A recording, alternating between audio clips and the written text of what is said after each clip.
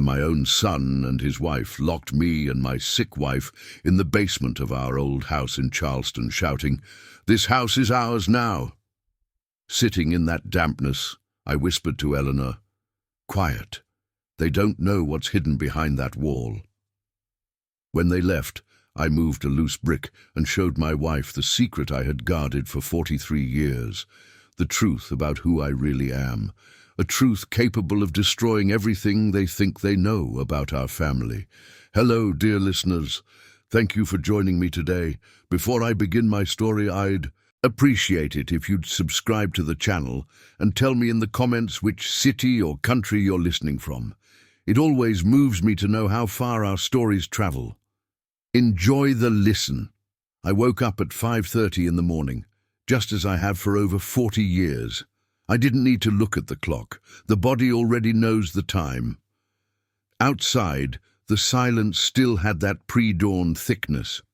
From the square below, the tolling of the church bell broke the stillness, followed by the flutter of pigeon wings on the old tile roof. I opened the window.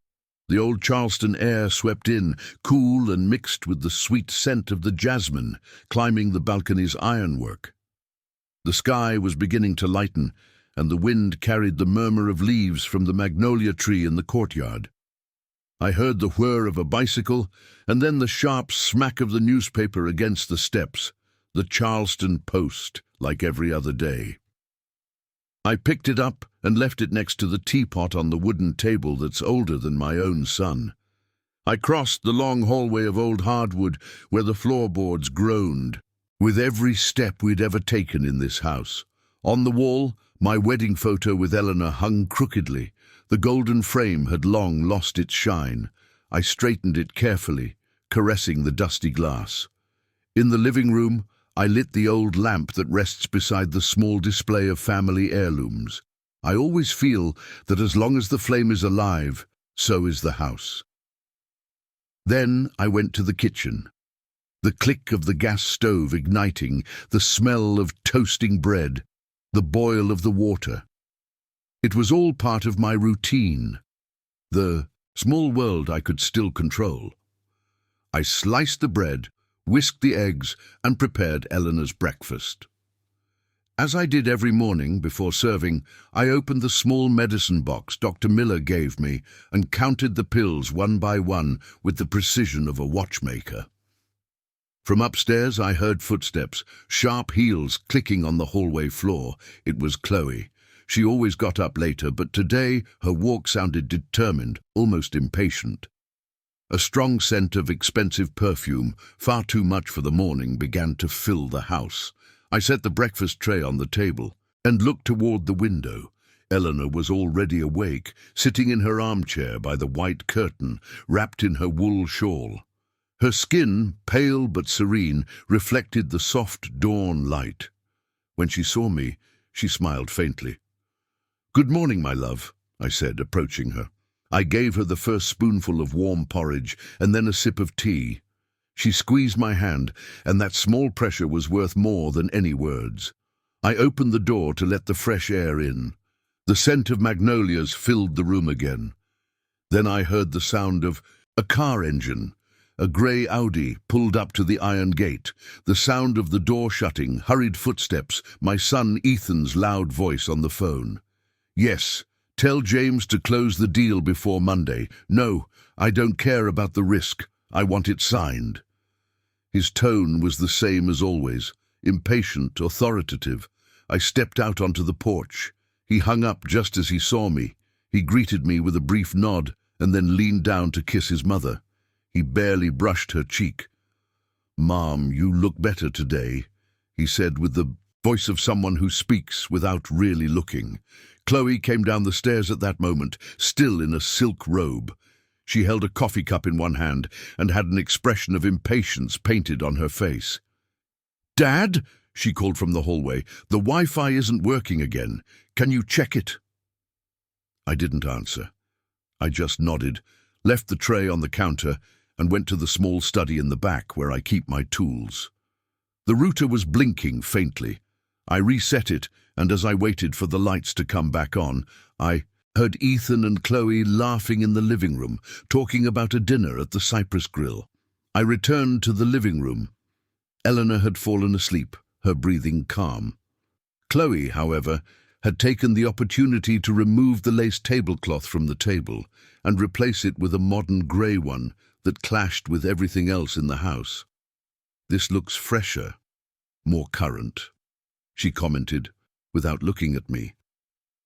I just nodded and picked up the old tablecloth, folding it carefully, as if it still held the scent of happier days. At noon, Ethan arrived with takeout boxes. He didn't want me to cook. "Dad, don't bother making anything anymore. This is more practical, and Mom needs to rest." I simply served the plates. I didn't even take a bite myself. As they ate, they talked about projects, money, investments in New York, and the house sounded alien, as if they had left me out of their language. After lunch, I washed the dishes in silence. The warm water and soap were the only things that still obeyed me. In the afternoon, I went out to the garden. The sun fell softly on the branches of the magnolia tree. I watered the plants, pruned the roses, and cut a few to place in a vase in Eleanor's room. She has always loved roses. When I returned, she was dozing with a faint smile. Chloe was on a video call, showing her mother her new house under renovation. "Look, Mom, this will be my kitchen, and here the dining room. It's an antique gem, just like this house," she said between laughs. From her armchair, Eleanor listened without a word. Her eyes, tired but gentle, followed the movement on the screen like someone watching something far away. When the call ended, she looked at me and smiled with that sweetness that hasn't left her yet. "Would you like some tea, love?" I asked. She shook her head.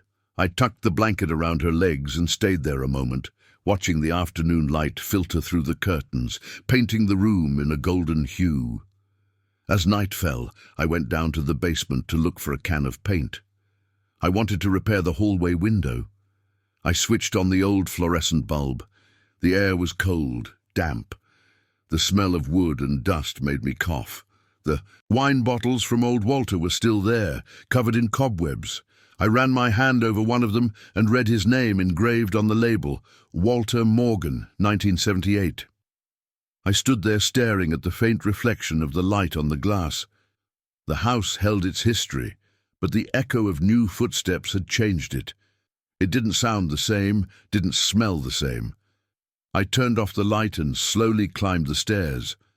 Before closing the door, I looked one last time at the dark basement and said in a near whisper, "This house still breathes, but no longer with our breath." I stood there for a moment, hearing only the ticking of the grandfather clock in the hallway. Then I returned to Eleanor's room. She was sleeping peacefully, and the lamp beside her bed cast a warm light on her face. I sat beside her, took her hand, and thought that even if the world insisted on moving forward without looking back, I still belonged to this house, to its silence, to the good ghosts that still inhabited it. And so my day ended, like so many others, with a heart full of love and a sadness that never leaves, but which I have learned to accept, like someone who learns to live with the constant sound of an old house slowly emptying of voices. That day dawned with a fine, almost invisible rain, the kind that seems to float in the air rather than fall. I woke before sunrise. The sound of water gently tapping against the windows was somehow hypnotic. I lay there for a few seconds, staring at the ceiling, listening to the wind push the branches of the magnolia against the glass.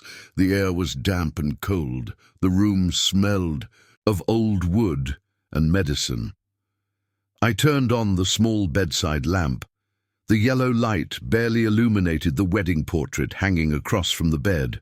I sat up slowly, put on my shoes and coat, and went out into the hallway. The floorboards creaked under my feet, that familiar sound that would have made me smile in other times. But now it only reminded me that the house was filling with unfamiliar steps. As I passed Ethan's room, I saw the door was ajar.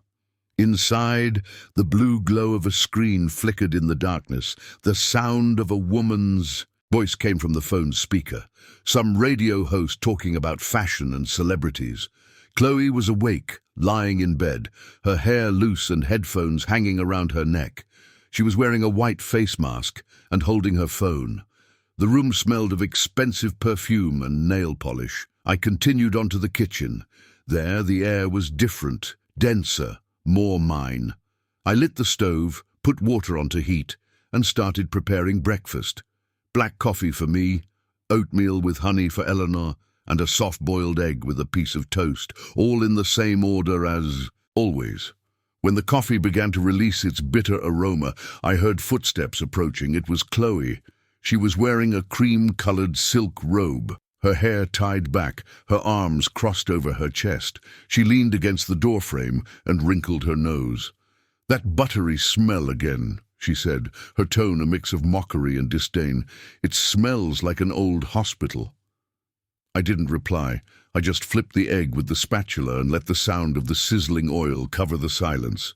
She sighed, went to the window and threw it open. The cold air rushed in immediately, and with it, the murmur of the rain falling on the patio tiles. Then she took a small bottle from her robe and spritzed the air with perfume. Chanel, no doubt, a strong, dry, almost metallic scent that drowned out the smell of food. "That's better," she muttered, taking out her phone to take a picture of the breakfast on the counter. "Morning vibes, I'll say," she added as she typed on her screen. I could see her focusing on the cup, the bread, and her own hand holding the fork. She took 3 photos, changed a filter, and uploaded it to her social media, smiling to herself in the reflection of the microwave. Just then, Ethan came in, already dressed for work, his white shirt perfectly pressed, his new watch gleaming in the light. "Dad, are you taking care of the garden today?" he asked without looking directly at me. "I called a gardener, but he cancelled." "Don't worry," I replied, "I'll handle it." He nodded distractedly, looking at his watch. Chloe brought him a cup of coffee and smoothed the lapel of his jacket. "Don't forget the meeting with the guys from Augusta," she reminded him. "Oh no," he answered, giving her a quick kiss on the cheek. "By the way, the decorator is coming today. I want him to see the kitchen." At that moment, as I was pouring coffee, I paused the motion of the pot for an instant. Decorator. Kitchen. Words that weighed on me more than any others. During breakfast, they talked about changing the tiles, painting the walls, selling the old farm up in the Blue Ridge Mountains. They said it as if they were talking about objects without history, without a name, everything that had belonged to my father, everything that bore his mark. When I finished serving, I prepared Eleanor's tray. I went up the stairs slowly, careful not to spill anything. She was awake, watching the rain from her armchair.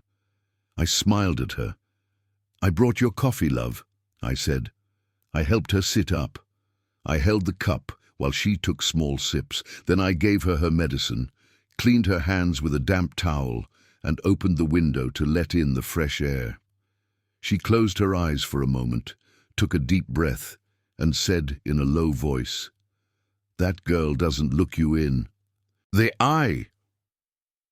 I didn't know what to say. I just replied, "Rest, my love." Mid-morning, the sound of laughter and new voices filled the house.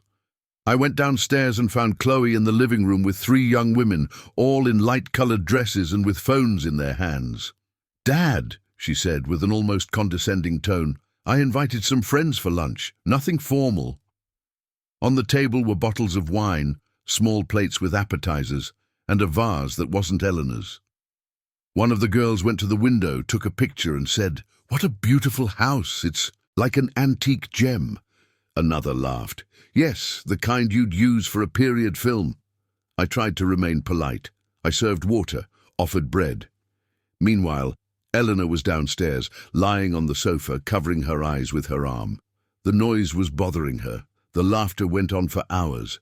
Chloe showed them the kitchen, the garden, the basement. I heard her bragging. "We're renovating all of this. The house has charm, but it needs a modern touch. When they finally left, the silence fell like a weight. I went to Eleanor's room. She was asleep, exhausted. I tucked her in and went down to the patio. The sky was still grey, and small drops of water clung to the magnolia leaves. In the afternoon, while I was tending the garden, I heard voices inside again. Chloe had called a group of workers. They brought measuring tapes, paint swatches, and a notebook. I walked in just as one of them was measuring the living room window frame. "What are you doing?" I asked. Chloe, with a flawless smile, replied, "We're going to change the curtains and maybe paint. The room needs more light. These walls belong to my father." "I," said slowly. "Walter painted them himself." She shrugged. "Well, it's time to modernize them, isn't it?" The sound of a pencil marking the wall pierced me like a nail. I said no more.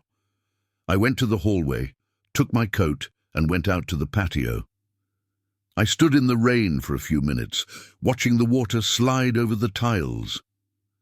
When I returned, the men were gone. The living room smelled of fresh dust and perfume. That night, Ethan came home with a bottle of expensive red wine. "Dad," he said with a tense smile, "I'll bring you a special Napa Cabernet next time. I want to celebrate that the house will soon look new."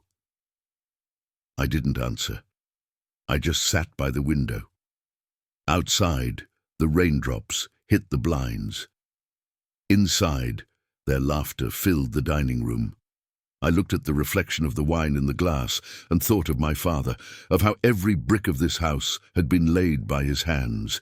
Every crack had a story, every paint stain was a memory. And now all of that was being erased, layer by layer, as if memory itself could be painted over. As I got up to turn off the hallway lights, I heard voices. They were coming from their room. The door was slightly ajar. I stood still, not wanting to listen, but the words slipped through anyway. "Your father is a good man," Chloe said, in a whisper thick with irony. "But he's living in another century. You won't even notice when he's gone." The silence that followed was worse than any shout. I took a step back, closed my eyes for a moment, and felt something inside me slowly die out, like a candle burning down without a sound. I went back to my room. Eleanor was asleep, her breathing steady, her face peaceful. I sat beside her and stroked her shoulder. "I'll make your coffee earlier tomorrow," I said, though I knew she couldn't hear me. I held her hand in mine. Outside, the church bell struck 12. Each chime resonated like an echo in my chest. I looked toward the window. The rain was still falling, steady, silent, washing away the day's footprints. And then I knew. From tomorrow on, nothing would ever be the same. Saturday dawned clear and warm, with a gentle sun filtering through the dining room curtains. I got up early, as always. The air smelled of damp earth after last night's rain. From the window, I heard the chirping of sparrows and the distant rumble of a car starting down the street. For a moment, the house seemed peaceful, as if nothing was about to happen. While I was making Eleanor's tea, I heard Ethan's voice in the courtyard. He was on the phone, his tone firm, almost authoritative. "Yes. Tell Richard to close the deal today. No, I don't care about the price. I want it signed before Monday." His voice was the same one he used as a boy when he demanded a new toy, only now he wore a suit and an expensive watch. I watched him from the window. He was wearing a perfectly pressed white shirt, sleeves rolled up, the shine of his watch reflecting the sun. He paced back and forth with the phone to his ear, gesturing with his free hand. There was no trace left on his face of the boy who once played barefoot under this very magnolia tree. Chloe appeared behind him, moving the garden dining table. She was spreading a beige tablecloth, the kind that looks like it's from a magazine. Seeing it, I realized she had put away Eleanor's lace tablecloth, the one we'd used since we got married. "It matches the new walls better," she told Ethan as she adjusted the corners. I kept making the tea, but something inside me hardened. When Eleanor started to wake, I went to help her. I fluffed her pillows, placed the tray on her lap, and stroked her hair. She smiled faintly. "Is it sunny?" she asked. "Yes, my love. A bright, clean sun, the deceptive kind," I replied, as I gave her medicine. I heard Ethan's footsteps entering the kitchen. He wore a smile so rehearsed it scared me. "Dad, can you come to the dining room for a moment? We need to talk." I set the tray aside and asked Eleanor to rest. I went down the stairs slowly, my heart heavy without knowing why. The dining room was brighter than usual. The open windows let in a breeze that made the new curtains billow. In the center of the table was a brown leather folder, perfectly aligned with 2 glasses of white wine. Chloe smiled at me with that fake sweetness she only uses when she's planning something. "It's just for a toast, Arthur," she said, pouring me a little wine. "Nothing to worry about." I sat down without touching the glass.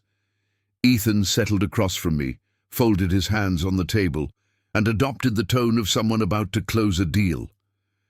"Dad," he began, "we've been reviewing some legal matters concerning the house."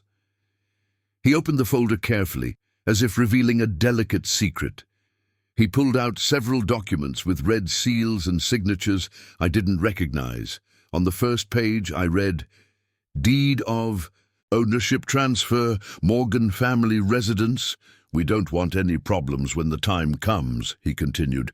"If you sign this, everything will be easier for everyone." I looked up. "And what time is that exactly?" Ethan avoided my gaze. Chloe intervened immediately, placing her hand on the papers. "It's just a formality. This way we avoid taxes, complicated inheritances, lawyers. You know how bureaucracy is." "I know," I said slowly, "but I don't understand the rush." "Because," Ethan replied with contained impatience, "this house needs a clear direction. You're tired, Dad. We can take care of things." "I'm not tired," I answered. "Just old, which isn't the same thing." Chloe let out a short, uncomfortable laugh. "Oh, Arthur, don't take it like that. It's for your own good. We want you and Eleanor to be comfortable." Then I saw the pen placed right on top of the papers. The detail sent a chill down my spine. It was all planned: sign, toast, smile for the picture, and then disappear. I placed my hand on the folder without opening it. "No," I said. The silence that followed was thick, as if the air had stopped moving. "What do you mean, no?" Chloe asked, frowning. "We just want to help you." "I'm not signing anything. This house is still mine." Ethan leaned his elbows on the table, leaning toward me. "Dad, we live here. We pay the bills. We take care of Mom. It's the logical thing to do." "You live under my roof," I replied, "and I take care of my wife as I always have." He leaned back in his chair, took a deep breath, and tapped the edge of the table with his fingers. "Be reasonable. Mom needs professional care.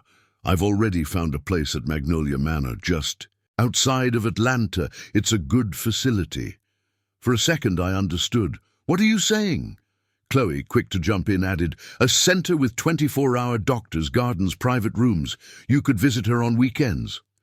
I stared at her. The wine in her glass reflected the sunlight like an open wound.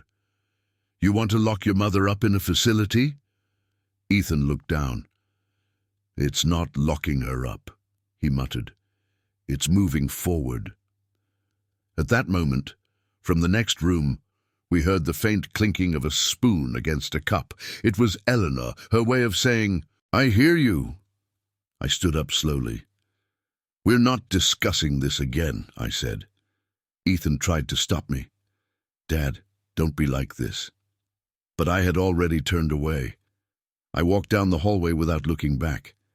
In my room, the air was cooler. I closed the door and leaned against it. I could hear my own heartbeat in the silence. The image of my son holding out those papers wouldn't leave my mind. The same son I taught to walk, whom I took to school in the rain, now looked at me like an obstacle.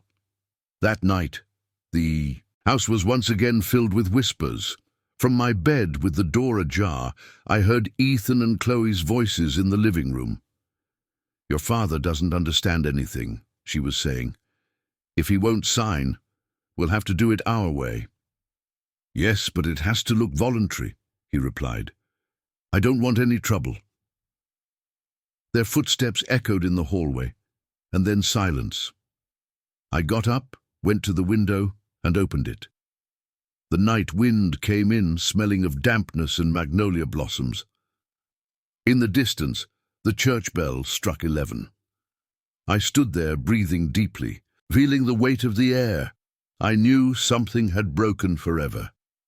The next morning, the dining room was empty. The documents were still on the table, but I noticed some pages were missing. When I asked, Chloe smiled with that politeness that cuts deeper than a knife. "Don't worry, we put them away so they wouldn't get stained." The mail arrived shortly after. The mailman handed me a sealed envelope with the letterhead of a local notary's office. I looked at it for a few seconds. It felt too heavy to be just paper. I didn't open it. I put it in the drawer of the sideboard and said nothing to Eleanor. The rest of the day passed in silence. I did my usual chores, watering the plants, cleaning the dishes, adjusting the grandfather clock, all with an apparent calm that barely concealed the storm inside.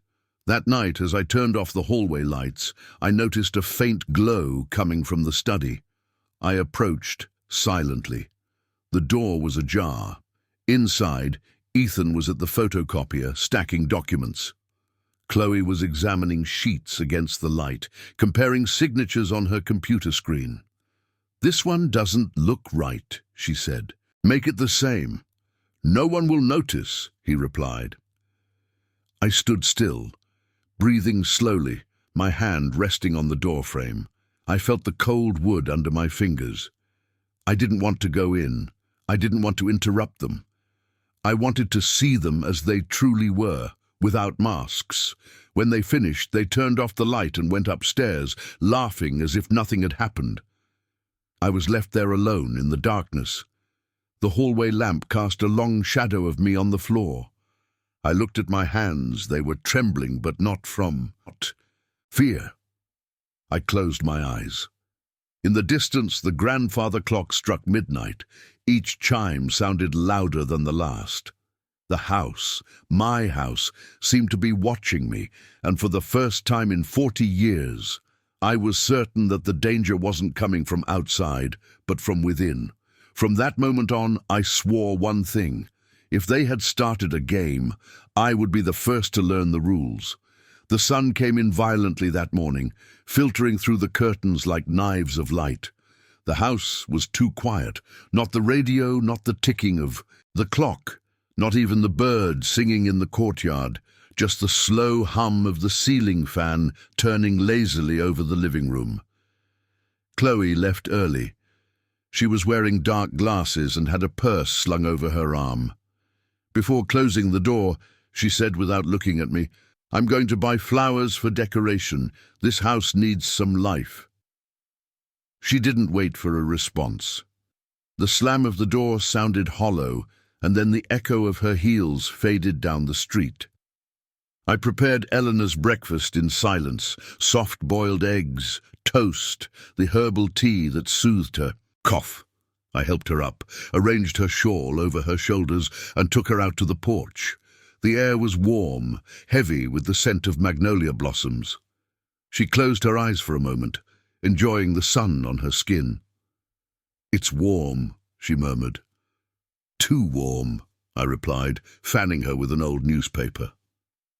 When I went back to the kitchen, I found Ethan leaning in the doorway. He had a coffee cup in his hand, his face tense, sleeves rolled up to his elbows. He was watching me with that mix of condescension and annoyance I found unbearable. "Dad," he said, his voice low but firm, "we need to talk again, and this time I want you to listen to me." I didn't answer. I kept cleaning the table. The sound of the cloth on the wood was my only reply. Ethan took another step in, placing the cup forcefully on the counter.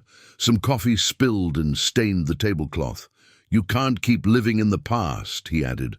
Mom needs care you can't provide. I breathed slowly without looking up. You said that yesterday, I muttered. He let out an impatient sigh, and there was something new in his eyes, something darker. Come on, he said suddenly. Come downstairs with me. I want to show you something. What is it? I asked, though his tone allowed no argument. Before I could say another word, he grabbed my arm forcefully. His hand was firm, hard, and I felt him pushing me toward the basement stairs. Ethan, let go of me. I tried to pull away, but his grip only tightened. Just come down, he insisted. It's important. We descended the wooden steps. The air grew colder with each step, more damp.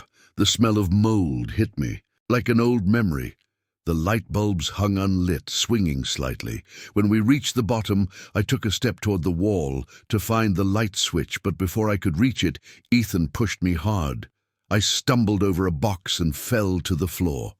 The noise echoed off the low ceiling. Ethan! I yelled, trying to get up. The door slammed shut. Then the metallic sound of the bolts sliding home, a dry, definitive click. I pounded on the wood with my fists. Ethan! Open up! Listen to me! From the other side, his voice came, down, calm, almost indifferent. This house is ours now, Dad. Get some rest. The footsteps moved away, and then silence. My heart was pounding. The darkness was thick, sharp. I fumbled for the switch on the wall and flicked it. The bulb flickered several times before dimly illuminating the space. What's wrong, Arthur? Eleanor's voice came from the stairs. She was there, clinging to the handrail, her face pale. I ran to her. It's all right, my love. Everything's fine. Just a mistake. I helped her sit on one of the wooden steps. I took her hands. They were cold. I tried to push the door, but it wouldn't budge an inch. He's locked us in, she whispered, barely audible. I didn't reply. I tried to stay calm. The basement was almost as I remembered it from my youth. The damp stone walls, the smell of old wine and earth, the cobwebs in the corners. On a shelf, old Walter's antique bottles still rested, covered in dust. The yellowed label read, Reserve 1975. I moved some boxes to make space and stacked one on top of another, creating a sort of bench. Sit here, you'll be more comfortable. She obeyed, trembling. I'll get some water, I said. In a corner I found an old plastic jug. It still had some liquid in it. I opened it and smelled it. It wasn't too bad. I poured a little into a metal cup and offered it to her. Above, we heard the sound of the garage door opening, then the car engine. Ethan and Chloe were leaving. The silence that followed was absolute. They left us here on purpose, Eleanor said, looking at me with misty eyes. Don't say that, please, I begged. No, not yet. We stayed there, listening to the small noises of the house, the creaking of pipes, the persistent drip of an old faucet, the buzz of a trapped insect. Time became thick. An hour passed, maybe 2.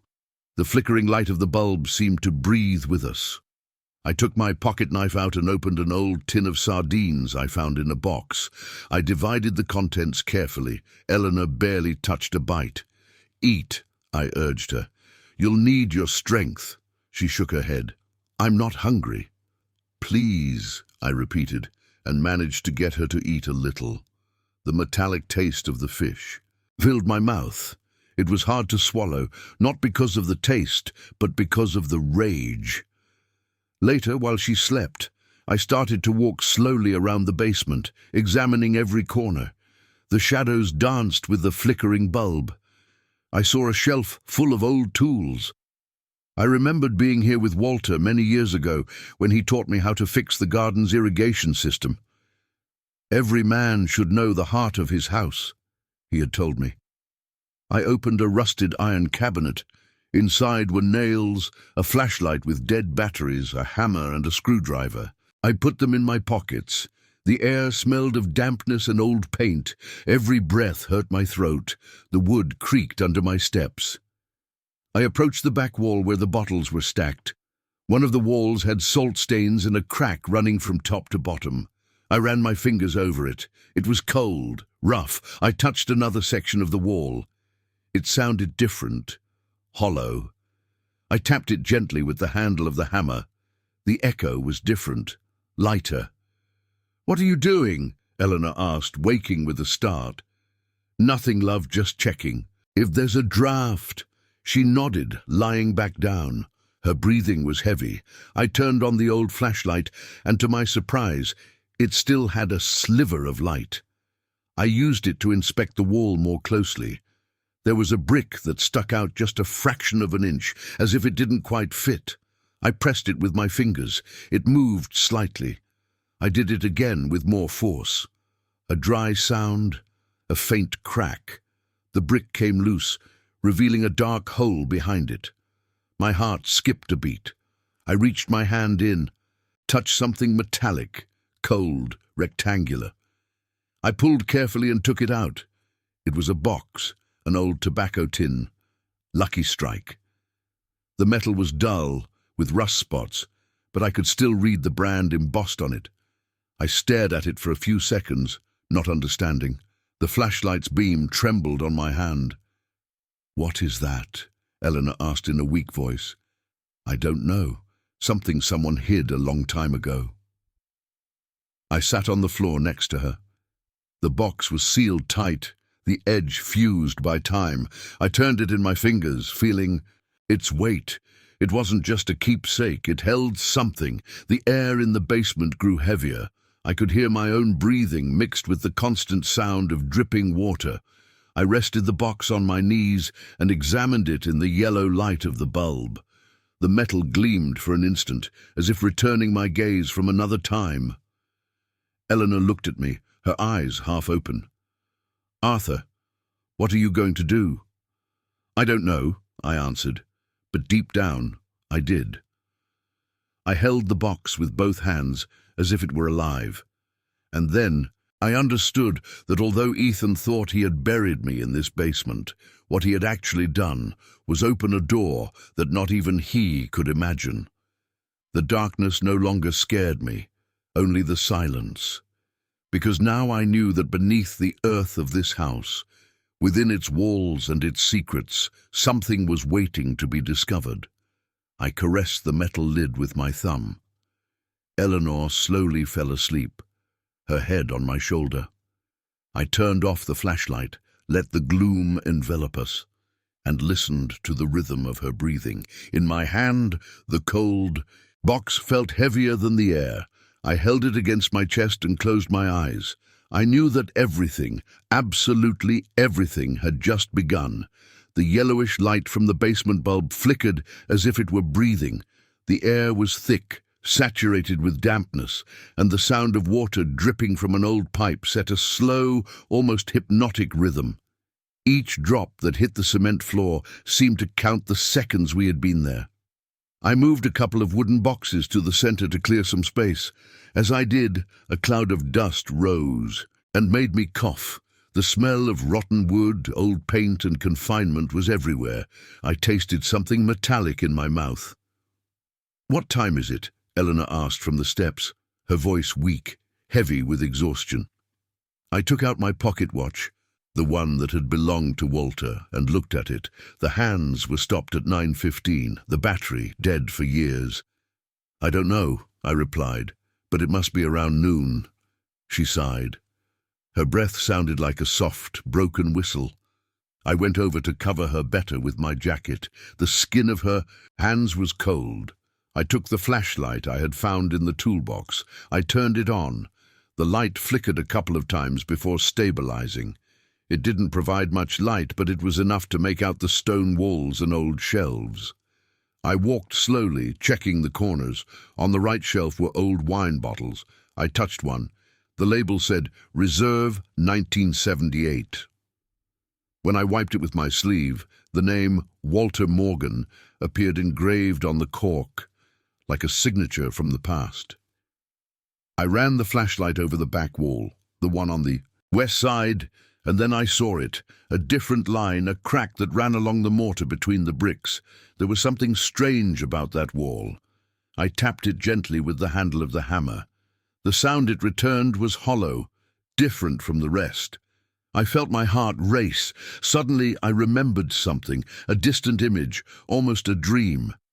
Walter, bringing me down to the basement when I was about 14. He was carrying his oil lamp in one hand and a tired smile. "I've kept something here, Arthur," he had said in a grave voice. "Something for desperate times." Back then I didn't understand. I thought he was talking about money or wine. Now those words resonated with a new, heavy, urgent meaning. I placed the flashlight on the floor, aiming it at the wall, and with the screwdriver I began to pry at the brick that seemed loosest.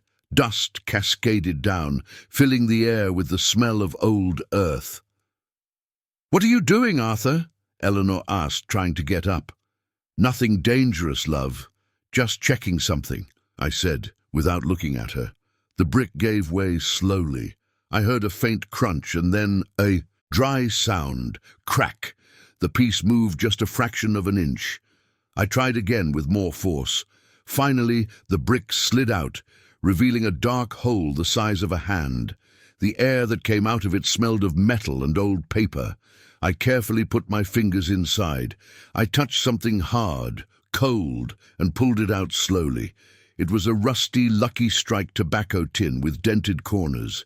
The surface was covered in a layer of grey dust, and the red of the logo was barely visible. I shook it gently. Something inside rattled like coins or small loose objects. "What did you find?" Eleanor asked in a whisper. "I don't know," I replied, "but something important, for sure." I knelt on the floor, wiped the lid with my sleeve, and tried to open it. It was stuck. I tried again with my hands, but it wouldn't give. I found the screwdriver, placed it in the slit and twisted carefully. A sharp click, and the lid popped open. Inside was a package wrapped in wax paper, yellowed with age, tied with a thin, frayed string. I untied it slowly. The knot came undone with a faint snap. Inside the wrapping were 3 folded sheets. I unfolded them carefully. The paper almost disintegrated between my fingers. The first was a birth certificate. I read the name out loud, barely believing it. Michael Thorne, born June 12, 1948. I froze. That was my birthday.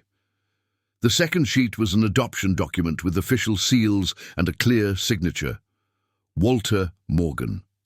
The text stated that the minor, Michael Thorne, was to be legally adopted with a new name, Arthur Morgan. The third was a handwritten letter, the paper more worn than the others, but with Walter's firm, slanted, unmistakable handwriting. "If you are reading this, son, it is because need has brought you here." The letters seemed to speak from the earth itself. I felt a lump in my throat. I held the pages up to the light of the bulb, spreading them out on an empty box. Eleanor came closer, leaning on the railing. "What does it say?" she whispered. I cleared my throat. "Listen," I said, and began to read. "Your real name is Michael Thorne. You were born to a family that loved their country but was betrayed by it. Your father, William Thorne, was a government advisor falsely accused of conspiring against the state. He died in prison to protect your mother and you. No one was ever supposed to know. I changed your name, son, so you could live without the shadow of the past. You are as much my son as you were his. But if you ever find this letter, remember, the blood that runs through your veins has a history, and you must not let anyone tarnish it." I finished reading. My voice was trembling. The echo of my words bounced off the damp walls. Eleanor was crying. "Your father, the real one?" she asked. I nodded slowly. "Yes, and Walter knew everything." I sat beside her. The metal box rested in my hands, as cold as stone. I looked at it and felt that inside it was something more than papers. There was an invisible weight, that of a story buried for decades. I ran my fingers over the faded letters of Lucky Strike and thought of Walter hiding this, alone in this very basement, perhaps in fear of being discovered. The silence took over the place again. The only sound was the constant dripping of the pipe, marking a time that seemed to stand still. Suddenly, a noise from above, a sharp thud like a door closing. I stood up instinctively. "Did you hear that?" I asked. Eleanor nodded, alarmed. "Yes." I turned off the flashlight and we were in near darkness. I listened carefully, faint footsteps or maybe the wind. I wasn't sure. Outside, a car drove down the street. Its engine faded into the hum of the heat. I approached the stairs, watching the sliver of light coming from under the door. It didn't move. No human sound, just the distant echo of the neighborhood, muffled by the thick walls. "Maybe it was the wind," I murmured. I went back to Eleanor. I saw she was weak, exhausted. I draped my jacket over her shoulders and helped her get comfortable. I carefully put the documents back in the box and closed it. The metallic sound of the lid snapping shut sent a shiver down my spine. I stared at it for a long time, my thumb brushing the rusty edge. That small box contained not only a family secret, but also a truth that could destroy anyone who thought they were in control. I felt a strange calm. I was no longer the same man who had come down to this basement by accident. I looked up at the closed door. I thought of Ethan and Chloe up there, believing their father was finished, defeated. They didn't know that in the heart of this house, within the walls they despised, I had just found something that could change everything. I took Eleanor's hand. "There's something he doesn't know, love. Something that can change everything," I whispered. She looked at me with tired tenderness, not fully understanding. I turned off the light. All that remained was the thin strip of brightness filtering under the door. The box gleamed for a moment on my lap, reflecting that sliver of light. The sound of dripping continued to mark time, slow, relentless. And so, under the earth of the Morgan house, with the truth in my hands, I knew that the story of my family, the real one, was just beginning to rise from the loose bricks of the past. Time ceased to have shape in that basement. I didn't know if it was day or night. The light from the bulb flickered every so often, and when it went out, the silence became so thick I could hear my own heartbeat. There was no clock, no sunbeams, no distant sound of church bells, only the incessant dripping of the rusty pipe and Eleanor's faint breathing. I stayed beside her, sitting on the floor, stroking her hair. Every time she breathed, her chest rose and fell with difficulty. She had started to shiver, so I covered her with my jacket and an old cloth I found inside a box. Suddenly, I heard the familiar sound of tires on gravel. I shot up. Ethan and Chloe had returned. The car engine stopped. We heard the slam of a car door, then their footsteps on the hallway floor. I put a finger to Eleanor's lips. "Quiet, love. Don't say anything." She nodded, her eyes filling with fear. Above, their voices echoed, muffled by the thick walls. "If anyone asks, say they went down by accident," Ethan said, his tone cold, authoritative. "And if they don't believe it," Chloe replied, "we'll say it was a misunderstanding. No one's going to come inspect an old house." Their footsteps approached the basement. The door creaked and a blast of white light descended the stairs, blinding me for a moment. Ethan appeared in the doorway. His tie was loosened, his face gaunt, his eyes red. He held a bottle of water in one hand and a small bag in the other. "Have you thought about what you're going to do, Dad?" he asked, his voice tired but without a trace of compassion. I held his gaze. "Your mother needs air and medicine," I replied. He exhaled through his nose, frustrated. "You're always so dramatic." He leaned down slightly and tossed the bottle and bag to the floor. "There you go. Think about what's best for you." Then he slammed the door shut. The sound of the bolt echoed down the walls like a metallic clang that pierced my chest. I knelt, picked up the bottle, opened it, and brought it to Eleanor's lips. "Drink slowly," I said, bit by bit. She drank carefully, closing her eyes. I wiped her mouth with a handkerchief and helped her lie back on the coat. For a few minutes, the only sound was the water sloshing in the bottle. Then she looked at me, her eyes shining in the flickering light. "Arthur," she whispered, "what was that you were reading last night?" I took the lucky strike box from the hole where I had hidden it. I placed it on my lap, opened it, and unfolded the papers with trembling hands. I spread the first one, the birth certificate, on my leg so she could see it. Her thin, pale finger traced the letters. Michael Thorne. She read the name, then looked up at me. "So, you're not Walter's son?" I shook my head slowly. "No, not by blood. He adopted me, he saved me, but my real name was different, from a man he wanted to protect." I took out the letter. The ink was almost faded in some parts, but I could make out enough to read it aloud. "A man's honor is not destroyed by an accusation, but by the silence with which he accepts it," I said, letting Walter's words fill the damp air. Eleanor closed her eyes. Her lips barely moved, as if in prayer. "Your real father," she said at last. "Who was he?" "William Thorne. A man history erased. He was accused of being a traitor in 1952. But according to this letter, he died to protect his family." She looked at me for a long time. There was sadness, but also pride in her eyes. "So, Ethan knows nothing?" I didn't answer. "And if he knew, his whole world would fall apart." She nodded slowly. "Because he lives off that name," she murmured. "Off Morgan.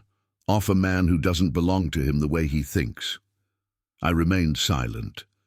The words hung in the air like suspended dust. I leaned over the box again and noticed something I had missed before. A small, folded piece of paper at the bottom, smaller than the others. I took it out. It was a bank statement, almost illegible, but I recognized the seal. Federal Bank of the United States. At the top was a name, Thorne Trust. The document indicated the account was in the name of William Thorne, with inheritance rights transferred to his direct descendant, Michael Thorne Morgan. I stared at those words over and over. "This," I said in a low voice, "this changes everything." Eleanor watched me, not fully understanding. "What is it?" "Proof," I explained. "Walter kept this secret to protect me, and to protect the inheritance my father left." She squeezed my hand. "What are you going to do?" "I don't know yet, but now I have something they don't expect. A letter from a dead man and the power of a forgotten name." I wrapped the documents back in the cloth and put them in the box. Then I found a deeper hole in the wall, behind the old bottles. I removed 2 loose bricks and hid the box inside, covering it with dust and wood. "If they try to come down again, they mustn't see it," I said. Eleanor nodded. Her breathing began to grow shorter, as if the air was harder to draw. She coughed several times. I knelt beside her, rubbed her back and gave her some water. "Easy, my love. Hold on a little longer." The bulb in the ceiling began to flicker and finally went out. Darkness fell suddenly, thick, absolute. "Don't move," I told her, fumbling among the boxes until I found the toolbox. My fingers found a small power outlet on the wall. I unscrewed the cover, stripped some wires with the knife, and joined them with a piece of old electrical tape. A spark, a snap, and the bulb came back on, dim but steady. The basement was once again bathed in yellowish light, and the reflection made the sweat on Eleanor's forehead shine. Suddenly, the sound of the lock vibrated above our heads. Someone was trying to open the door. "Ethan!" I yelled. Silence. The sound of metal stopped. A few steps, then nothing. I stared at the door, holding my breath. I felt a chill run down my spine. Several seconds passed before the sound of footsteps faded away. "They're coming back," I said, almost voiceless. Eleanor looked at me, her eyes filled with fear. "What will you do when they do?" "I'll make them let me speak," I answered. "Speak about what?"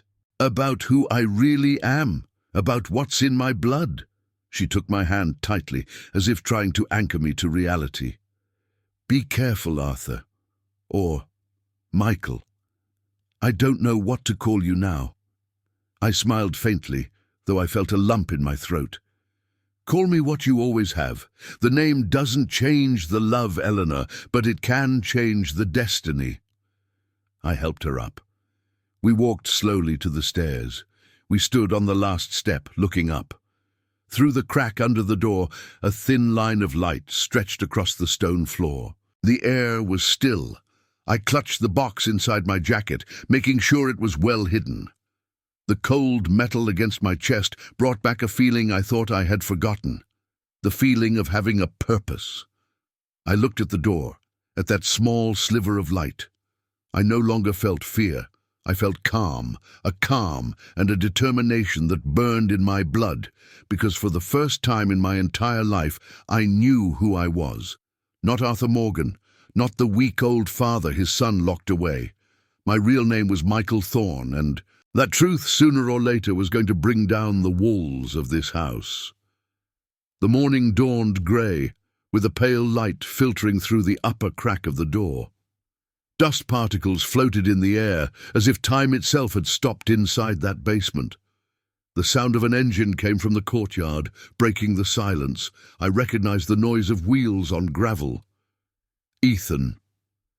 The basement door creaked open, and my son's silhouette appeared in the doorway, framed by the brightness outside. He had his shirt sleeves rolled up and a tired face, but his tone held, no trace of compassion. "Don't starve, old man," he said with a half-smile, tossing down a paper bag and a bottle of water. "Think it over." The thud of the bolt closing echoed off the walls like distant thunder. I waited a few seconds before moving. I took the bag and placed it on the decaying wooden table. Inside was a piece of stale bread, a couple of slices of ham wrapped in wax paper, and a half-empty bottle of water. Eleanor coughed weakly. I went to her, helped her sit up, offered her water and wiped her face with a damp cloth.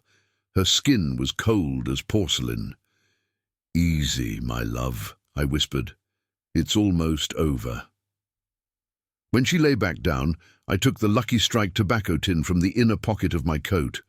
I opened it for just a moment to make sure the papers were still there. Then I hid it again under the fabric. The car engine roared to life again. Through the floor, I felt the distant vibration as they drove away from the courtyard. The house fell silent. I looked at the old clock hanging on the basement wall. It read 11:15, same as last time. It hadn't moved. It seemed a cruel irony. Time was moving on up there, but down here it was frozen. I went to the corner where I remembered seeing the old telephone, a grey box attached to the wall with a cut cord dangling like an open vein. I touched it. Dust and cobwebs. Useless. But then I remembered something. In the pocket of Eleanor's jacket was her old cell phone, one of those with a slide-out keyboard she used to call the doctor. I took it out carefully. The device was covered in dust, but it still had some life. I pressed the power button. The screen flickered. 1 bar of battery, weak but enough. I slid out the keyboard and opened the contacts. Only 3 numbers saved: Dr. Miller, Ethan, and Robert Vance. Vance's name sparked a memory. The lawyer who had worked with me years ago when I defended a family plot of land against the city council. A decent, discreet man, someone I could still trust. I waited for Eleanor to fall asleep. Her breathing became slower, more even. Then I climbed 2 steps, searching for a spot where the signal might be stronger. I held the phone up to the sliver of light under the door. 1 bar of service, just 1, but it was enough. I dialed Robert Vance's number. 1, 2, 3 rings, and then a woman's voice. "Young, professional, Vance and Associates, good morning." I was silent for a few seconds before speaking, controlling the tremble in my voice. "This is Arthur Morgan," I said in a low voice. "Please tell Mr. Vance I need to see him today. It's a matter of inheritance and fraud." "Mr. Vance has an opening at 4 p.m., she replied without hesitation. "Confirmed," I whispered, and hung up before she could ask more questions. I turned off the screen, covering it with my palm to prevent the light from seeping under the door. I turned to Eleanor, who was still asleep. I knelt beside her. "We're getting out of here this afternoon," I promised in a low voice. "I swear it." For the next few hours, I went over the plan in my head again and again. The phone had little battery. I had to use it only at the right moment. I took out the box and checked that the papers were complete. The certificate, the letter, the bank document. I wrapped them in a clean handkerchief and put them inside my coat. The air grew heavier as the day went on. The heat rose from the floor, mixed with the smell of dampness. Eleanor slept intermittently, waking with a start every so often. Around 3 p.m., the sound of the car broke the silence again, the squeal of the gate, the slam of doors. The basement lock turned. Ethan appeared at the entrance again, with the same hard expression. "Changed your mind yet, Dad?" he asked, coming down a couple of steps. I feigned weakness, leaning against the wall. "Your mother needs to see the doctor," I said in a tired voice. "If she doesn't get some fresh air, she won't make it." From upstairs, Chloe's impatient voice rang out. "Just let him go for a bit. Let him sign and be done with it." Ethan hesitated for a moment, then nodded. "I'll let you out," he said, unlatching the bolt. "But no funny business." 1 hour. I climbed the steps slowly, helping Eleanor. Each step made the wood creak. When the door opened completely, the daylight hit our eyes. I felt the fresh air on my face, and for a moment I felt dizzy. Ethan watched our every move. "Slowly. We're in no hurry," he said in that tone of false calm. We entered the living room. The smell of Chloe's perfume hung in the air, mixed with that of recent dust. I went to the bedroom and took a clean jacket from the closet.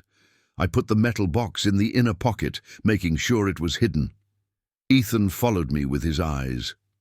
"Call the doctor from my phone," he ordered. "I want to hear it." I nodded. I took his phone and dialed the number I remembered by heart. When the other end answered, I spoke in a calm voice, as if scheduling a medical appointment. "Doctor, I need an urgent appointment. I'll be bringing my wife's documents." On the other end, Robert Vance's firm voice replied without hesitation. "I'll see you at 4, main office." I hung up. "It's done," I said. "The doctor is expecting us." Ethan checked his watch. 1 hour, he repeated, his lips tense. "And don't try anything, Dad." I nodded without arguing. Carefully, I helped Eleanor outside. The front door was open. The afternoon sun fell on the courtyard, illuminating the magnolia leaves. A gust of wind brought the scent of jasmine from the fence. For a moment, everything seemed normal, almost beautiful. We crossed the threshold. My knees were shaking from the tension, but I didn't stop. As soon as we reached the corner of Trad Street, I raised my hand.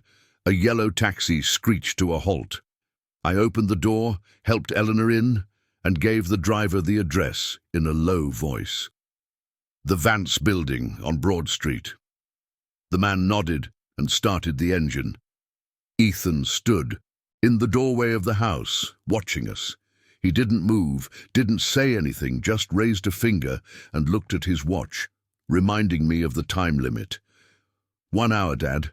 Not a minute more." I nodded and closed the taxi door. The vehicle pulled away slowly, navigating the narrow streets of the neighborhood. Inside, the air smelled of gasoline and old leather. Eleanor looked at me, her face pale, but with a spark of hope. "Where are we going?" she asked. "To see the doctor," I said first, and then added in a lower voice, "someone who can help us." She squeezed my hand tightly. Outside, the city stretched out under the golden afternoon light. Balconies with laundry hanging, children playing on the sidewalks. The distant call of a street vendor. Everything seemed so normal it hurt to think of what we were leaving behind. As the taxi turned onto Broad Street, I discreetly took the Lucky Strike box from my pocket and looked at it for a second. The cold metal gave off a faint, almost imperceptible reflection. I held it on my lap and thought of Walter, of William Thorne, of the two men who had, in some way, made me who I was. I had spent my life believing the secrets of the past were buried forever, but now I knew that the truth is never buried. It only waits. The taxi driver turned on the radio. An old song came on, one of those Eleanor used to hum while cooking. She recognized it and smiled faintly with her dry lips. "I haven't heard that in years," she murmured. I smiled too. For the first time in a long time, I felt that fate was giving me a second chance. As the sun reflected off the downtown buildings, the taxi continued on its way. The city moved around us indifferent, but in my chest, something was awakening, a mixture of calm and resolution. I squeezed Eleanor's hand, looked ahead, and knew with absolute certainty that the call, made from the darkness of a basement, had changed everything. Freedom, at last, had a shape, and it was taking me straight to it. It was 3:50 in the afternoon when the taxi stopped in front of the stone building. On the facade, a bronze plaque reflected the evening sun. Vance and Associates, attorneys at law. The glare blinded me for a second. I felt that every step I took getting out of the car was twice as heavy. I helped Eleanor out. The driver watched us in the rearview mirror, curious but asked no questions. I paid the fare, closed the door, and we headed for the entrance. The hallway floor was covered with antique tiles, and each of our steps resonated with a soft, almost solemn echo. Inside, the smell of waxed wood and old paper hit me immediately. That mixture reminded me of Walter's study, where everything had a perfect order, and time seemed to move. With respect, the young secretary, with a neat bun and a kind smile, recognized us instantly. "Mr. Vance is expecting you, Mr. Morgan," she said, rising from her seat. I nodded without a word. I had no strength to speak. Eleanor moved slowly, leaning on my arm, her grey scarf wrapped around her neck. Vance's office was at the end of the hall. The door, ajar, let out the distant murmur of Broad Street. We entered. The lawyer stood up as soon as he saw us. "I knew I'd see you again, Arthur," he said in a warm tone. "What happened?" His voice was calm, but his eyes perceived my tension. I sat in front of his desk and, without a word, placed the Lucky Strike tobacco tin on the wood. The rusted metal clinked softly. "Everything is in here," I said, carefully opening the lid. Inside were the papers I had guarded for decades: the birth certificate with the name Michael Thorne, the adoption certificate signed by Walter Morgan, the handwritten letter, and the bank document for the Thorne Trust. Vance adjusted his glasses, spread out each sheet with precision, and examined them under the light. His expression changed, from curiosity to astonishment. "This," he murmured, "changes everything." He ran his fingers over the letter, read a few excerpts, and looked up at me. "Does your son Ethan know about this?" I shook my head firmly. "No, and he must not." Vance was silent for a few seconds, then took a notebook, jotted something down with a quick hand, and called his secretary on the intercom. "Laura, prepare an eviction order for document fraud and ask the notary for a signature verification. High priority." As he spoke, his tone became more technical, colder, but beneath that professionalism was a contained flame, a silent indignation. When he hung up, he looked at me again. "I need you to sign a power of attorney for me to represent you. This won't just be a family matter, Mr. Morgan. This is a case of forgery and property fraud." I nodded, trembling slightly. I took the pen he offered and signed with a steady hand. Arthur Morgan, or maybe Michael Thorne. It no longer mattered which. Meanwhile, the secretary came in with 2 cups of tea. Eleanor took hers with both hands. The scent of ginger filled the room, and her gaze drifted. to the bookshelves, where the names of laws and rulings were stacked like silent witnesses to other battles. When everything was ready, Vance closed the folder and tapped it gently on the desk. "They'll have a visit at your house within 24 hours, he said calmly. "Stay calm. Don't confront your son. Leave that to me." I pressed my lips together and nodded. I had no words, only gratitude. When we left, the afternoon air felt fresher. I hailed another taxi, helped Eleanor in, and we headed back toward the old historic district. The car's clock read 6:15. The sun was beginning to set, painting the facades a melancholic gold. "And now?" Eleanor asked, her eyes fixed on the horizon. "Now, we wait." And I squeezed her hand. We arrived via the back street, the one with the dried bougainvillea. I didn't want Ethan to see us from the living room window. We entered through the courtyard door, slowly, without making a sound. Inside, everything seemed calm. Chloe was talking loudly on the phone, mentioning Palm Beach, her mother, and the new decorator. Ethan was on the sofa watching the news, a glass of whiskey in his hand. I helped Eleanor into her favorite armchair by the window. "The doctor says she needs rest," I announced in a neutral voice. Ethan didn't even look at me. "Fine," he said simply, not taking his eyes off the television. That night, I pretended everything was normal. I made a light soup, turned off the lights early, but my mind didn't rest for a second.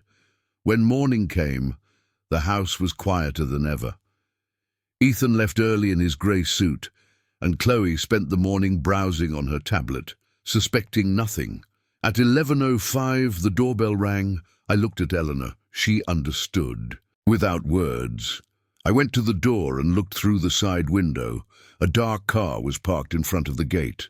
Robert Vance got out, accompanied by a young assistant with a brown leather briefcase.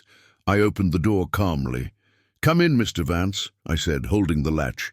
Vance entered, greeted me politely, and his assistant followed, carrying documents. From upstairs, I heard the sound of quick footsteps. Ethan was coming down the stairs, adjusting his tie. "What's going on here?" he asked, a mix of annoyance and surprise. Vance looked at him directly. "Legal notification," he said, holding out a yellow envelope. "Eviction order and a complaint for document forgery." Ethan snatched the envelope from his hands and tore it open furiously. His eyes darted from one paragraph to the next. The color drained from his face. "Fraud? What does this mean?" Chloe appeared behind him, still in her robe, phone in hand. "This can't be," she muttered. "There must be some mistake." Vance, impassive, adjusted his glasses. "The deed you submitted bears the signature of a notary who passed away 2 years ago. Everything points to forgery." He paused, letting the tension build. "Furthermore, an investigation could be opened into your lineage and the origin of the funds you used." An icy silence filled the room. I was standing next to Eleanor, my hand on her shoulder. Her breathing was labored, but there was something like serenity in her eyes. Ethan looked at me with a mixture of fear and rage. "You can't do this to me. I'm a Morgan." Vance smiled faintly. "Perhaps not," he replied. "If you prefer, I can make this public tomorrow." Chloe took a step back. Her hand trembled as she reached for her husband's. "Ethan, let's go," she whispered. He looked at her, unsure what to say. Then he gritted his teeth, turned around and went upstairs. The slam of the door echoed like a gunshot. Vance and his assistant gathered their folders and signed a document on the dining room table. "They have 30 days to vacate the property," he said, "but frankly I doubt they'll wait that long." I shook his hand. "Thank you, Mr. Vance." He nodded, with the look of someone who understands they have just witnessed the end of something bigger than a contract. Sometimes justice is late, Arthur, but it arrives. When they left, the silence returned. A few minutes later, Ethan came out of his room, his face distraught. "My clients will find out," he stammered, staring into space. I didn't answer. I walked to the window and opened the curtains. The midday light streamed in warmly, bathing the walls.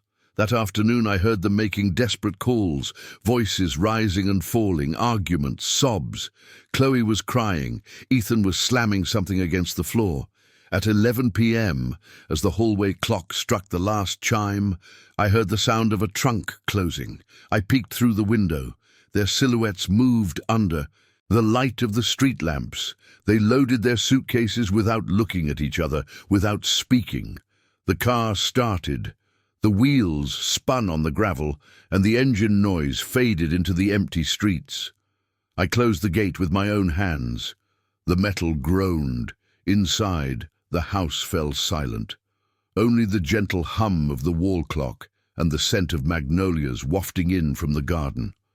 I turned off all the lights except one, the lamp in the corner next to Walter's portrait. The yellow light reflected on the glass, illuminating his stern, almost fatherly face. Stood there for a long time, not moving, my heart beating slowly. For the first time in many years, I felt the house was breathing with me. And though the wind outside carried the sweet smell of the first ripe oranges, inside the only sound was silence. A clean silence, as if all the false voices had gone forever. The next morning dawned with a soft, almost innocent light. The winter sun streamed through the blinds, gilding the dust suspended in the air. It was a different kind of silence, thick, as if the house were holding its breath. At 8:30, I heard the engine of a truck stop in front of the gate. The metallic clang of the handbrake startled me. I peeked out the window. 2 men in blue jackets were getting out of the vehicle. They wore work gloves and had hurried expressions. They asked no questions. They came in. They began to load suitcases, paintings, shoeboxes, bags of clothes, everything that had belonged to Ethan and Chloe. Ethan watched them from the porch, arms crossed. His shirt was wrinkled, his face gaunt, his dark circles sunken. He didn't look like the confident man who had once spoken of inheritances and financial logic. Now he was just a body, bearing the weight of its own failure. Chloe stood beside him, wearing a wide-brimmed hat and dark glasses. She was talking incessantly on the phone. Her voice cut through the air like a razor. "Tell Mom we'll be in Palm Beach tonight," she said, checking a list on her phone. I approached slowly, opening the wooden door that creaked as if it too wanted to say goodbye. "Your mother is resting," I said in a low voice. "Don't bother her." Ethan looked up for just a second. His eyes met mine. No words, not even resentment, just exhaustion. Then he gripped the handle of his suitcase and turned his face toward the courtyard. The men continued their mechanical work. The sound of boxes hitting the ground mingled with the chirping of sparrows. On the living room table, I left the envelope that Robert Vance had sent earlier that morning, the notarized confirmation of the legal property transfer. The court seal shone in the light. Ethan saw it, but said nothing. He took a pen from his pocket and signed the copy that was his. His hand trembled slightly. A newspaper fell from his coat. The headline, in large black letters, took up almost the entire front page. "Forgery Scandal Shakes Morgan Investments." He picked it up from the floor, read it twice, and his lower lip trembled. "Who leaked it?" he asked in a small, almost childlike voice. I looked at him without raising my voice. "The truth travels fast, son, faster than we imagine." Chloe huffed, clutching her purse to her chest. "We don't have to listen to this. Let's go." She turned to the workers. "Hurry, please. We don't have all day." From the gate I saw Mr. Henderson, our neighbor. He was standing on the sidewalk with a bag of oranges in his hand and a folded magazine under his arm. He looked at me, nodded with a slight smile that needed no words. He understood. The truck started with a roar. The wheels crunched on the gravel, leaving a trail of dust. The winter air smelled of metal and farewell. Ethan got into the passenger seat. Chloe settled beside him, and without looking back, the vehicle slowly drove away until it disappeared around the bend. When the gate closed again, the entire house seemed to exhale. The silence that remained was so deep I could hear the hum of the ceiling fan and the ticking of the clock in the hallway. I stood for a moment, looking at the tracks the tires had left on the ground, knowing the wind would erase them before nightfall. At noon, the phone rang. It was Robert Vance. "The press has everything," he said in his professional tone. "Their names have already been removed from the board of directors.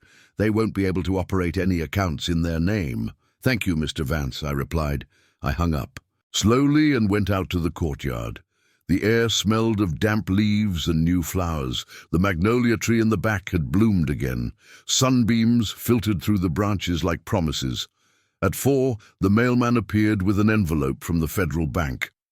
I opened it right there, my hands trembling. Inside was an official letter. "Thorn Trust accounts reactivated. Account holder, Michael Thorn Morgan."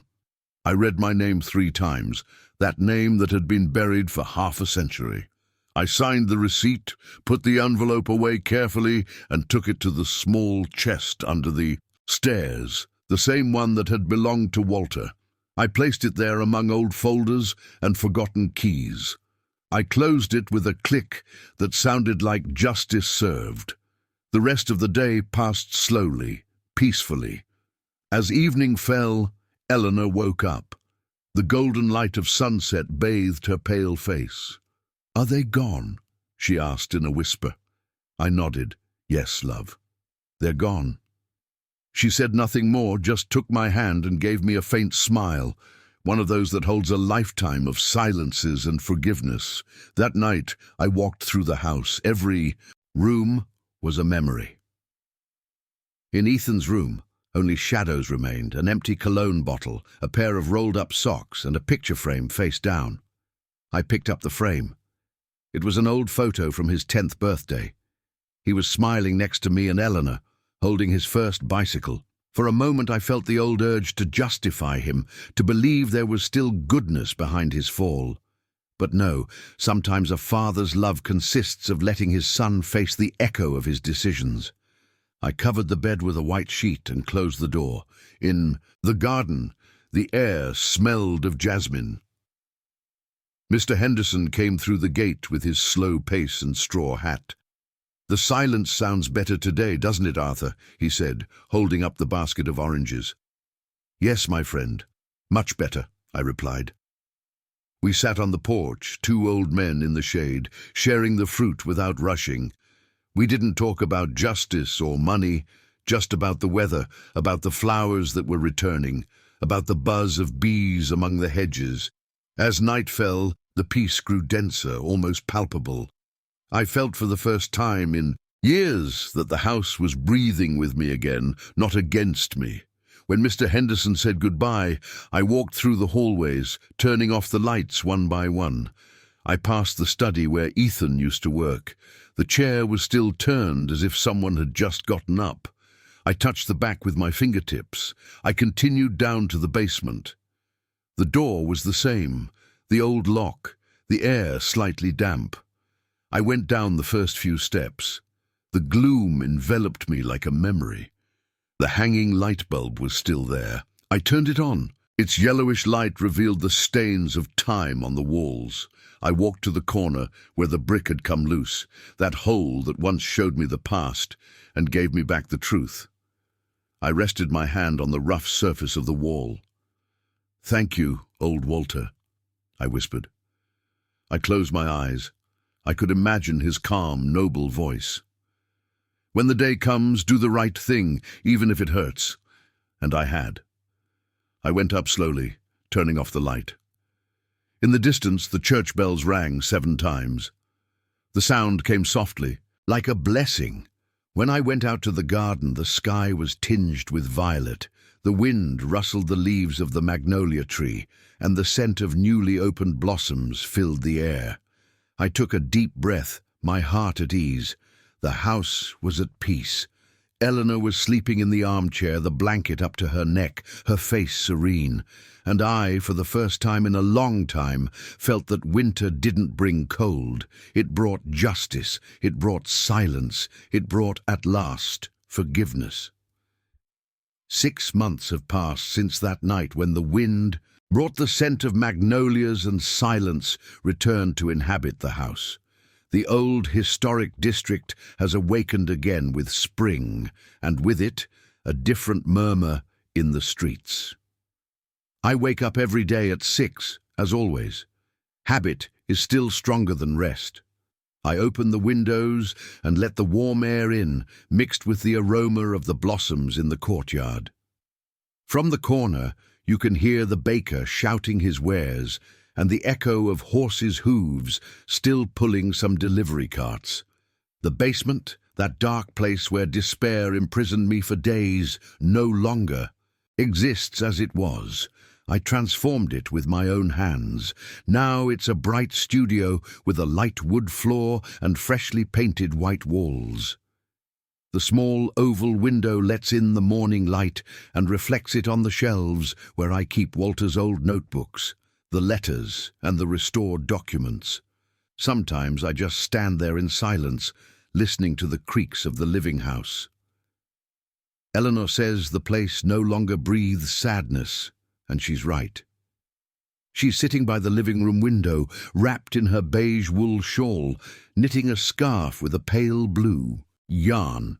Her skin looks rosier, and although her movements are slow, her smile has regained that warmth I remembered from our first years in this house. I serve her a steaming cup of chamomile tea and place it on the small table. "Thank you, Arthur," she says, without looking up from her work. "It smells like spring today." "Yes, love," I reply, "and like peace." I sit in the wooden armchair across from her and open the newspaper. On page 3, almost hidden among financial news, a small note announces Ethan Morgan and Chloe Rivas sell their properties in New York, disappear from the financial scene. I make no gesture. I fold the paper carefully and leave it on the table. Eleanor watches me in silence. I don't need to say anything. We both know that some stories close on their own, without applause, without noise. Mid-morning, Mr. Henderson arrives. His cane taps gently on the porch floor before his head peeks through the door. "Good morning, Arthur. The garden bore fruit before my knees did today," he jokes, holding up a basket full of red tomatoes and fresh bread. We laugh. I invite him into the new studio. His eyes widen at the change. "Well, I'll be," he says, looking at the walls. "This doesn't look like a basement anymore. It looks like a different place." "It is," I reply, pouring 2 coffees. "Everything changes when you decide to let the light in." Arthur leans his cane against the wall and looks at the shelves. "And those are Walter's notebooks," I explain. "I thought I should keep them. There's a piece of his voice on every page, something you can't be taught, only inherited." He smiles with understanding. We set up an old chessboard in the center of the table. The pieces are polished wood worn by the years. "You start, you own the board," he says. We play several games. Eleanor, from her corner, interrupts us every so often with a mischievous tone. "Arthur, no cheating, I know you." He raises his hands, laughing, feigning innocence. "Never, ma'am, just strategic moves." The morning passes with laughter, the clatter of chess pieces and the chirping of sparrows coming through the open window. At noon, we go out to the garden. The sun falls gently on the new leaves of the magnolia tree. The air smells of sap and fresh earth. Arthur and I prune the lower branches while the bees buzz around, busy with their work. On one of the high branches there's a small nest with 3 barely visible chicks. I stop to watch them. "Life always comes back," I say, without looking away. Arthur nods, wiping sweat from his brow with the back of his hand. "Yes, sometimes quieter but cleaner," he adds. We stand in silence for a while, listening to the distant murmur of the city.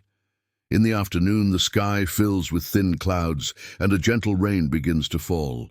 A calm rain, the kind that doesn't frighten, but cleanses. I help Eleanor close the hallway windows, and we turn on the lamp in the corner. The smell of wax, mixed with the scent of rain dampening the earth, seeps through the cracks.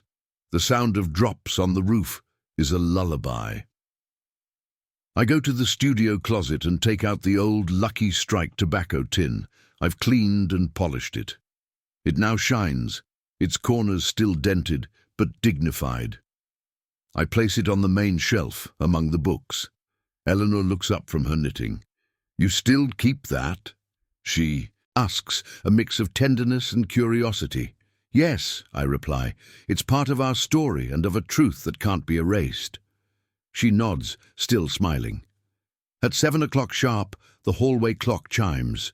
I turn on the desk lamp, take a sheet of paper, and write a single sentence. "Blood may betray, but the truth never gets old." The ink spreads slowly. I blow on it to dry it, close the notebook, and put it away with the others. I go out to the porch. The rain has stopped, but the streets still glisten with the golden reflections of the street lamps. Old Charleston smells of warm bread, dampness, and a life that doesn't give up. On the corner, a group of young people plays guitar under a bar's awning. The notes drift up the street like a joyful sigh. From inside, I see Eleanor through the glass. Her face, lit by the lamp, has the serenity of someone who no longer fears anything. She smiles, and in that smile is everything I have lost and everything I still have. Mr. Henderson passes by the gate, raising his hand. "See you tomorrow, old friend," he shouts with a laugh. "Tomorrow will be sunny," I reply. I close the door. I walk through the house, turning off the lights one by one. I leave only the studio light on, illuminating the white walls where there was once only dampness and fear. The rain has left a clean sheen on the wooden floor. I sit at the desk, look around, and think that everything, even pain, has its place if you give it time and silence. I rest my hand on the tobacco tin, that relic that changed my destiny. There is no anger or nostalgia, only gratitude. I murmur, to myself, as if speaking to Walter, to my real father, to all those who once taught me something without words. The real legacy wasn't the money or the name, but the dignity of not giving up. I look out the window. The city lights twinkle under the clear sky.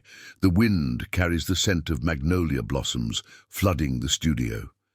The Morgan House, once a prison, now breathes in peace. And in that peace, in that silence that no longer hurts, I finally find what I was always looking for: peace of heart. I have learned that blood doesn't always define family, but loyalty does. For a long time, I believed that a father's love could endure anything, even betrayal. And perhaps that's true, but I also understood that love without respect becomes a chain, and that sometimes you have to let your children face the weight of their decisions so they can understand the value of what they lost.